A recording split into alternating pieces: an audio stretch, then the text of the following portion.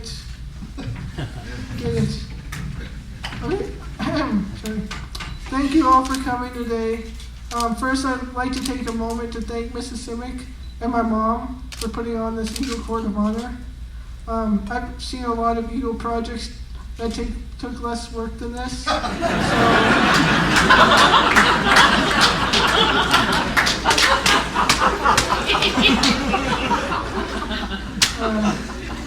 We should all be grateful. But if I were to thank everyone that has helped me over the past years in scouting, it would take far too long. So to name a few, Mr. Marinelli, Mr. Tyndall, Mr. Rosalino, and all those who helped me on my Eagle project, thank you so much. Without you guys, I might still be working on it. Mr. Gillette, thank you for always being there for me, even during Cub Scouts. Mr. Simic, it was great going on all of those camps with you and Michael. Thank you for all your help as well. I've been lucky throughout this entire scouting experience to have met so many kind and helpful people. And I don't know how I could ever return the favor or thank you all enough. Frankly, it was hard. It was a challenge. But it would have been 100 times more difficult if it wasn't for the leaders, the scouts, and my family who were there for me.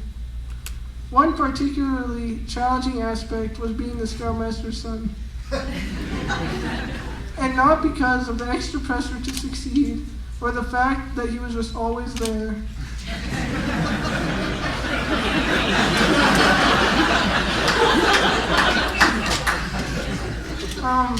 But mainly because everyone seemed to think I knew exactly what he was thinking the entire time. During my first camp at Camp Winsett, he's not here today, but David Thomas was our SPL at the time, and literally every hour he would come up to me and say, "Hey Tyler." I'd say, What David?" He'd say, "Is your dad mad at me?"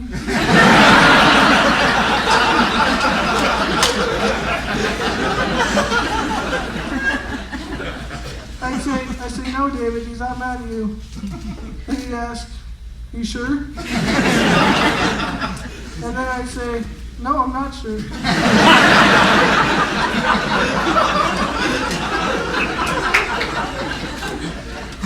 And he just said, "Okay."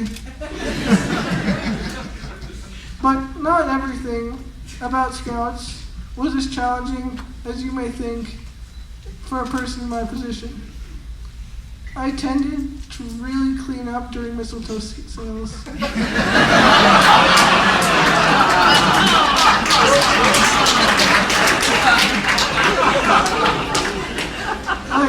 It was no contest.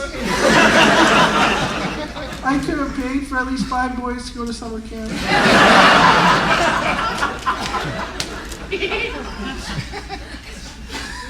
But on a more serious note, my mom, she has helped me in more ways than she could ever think.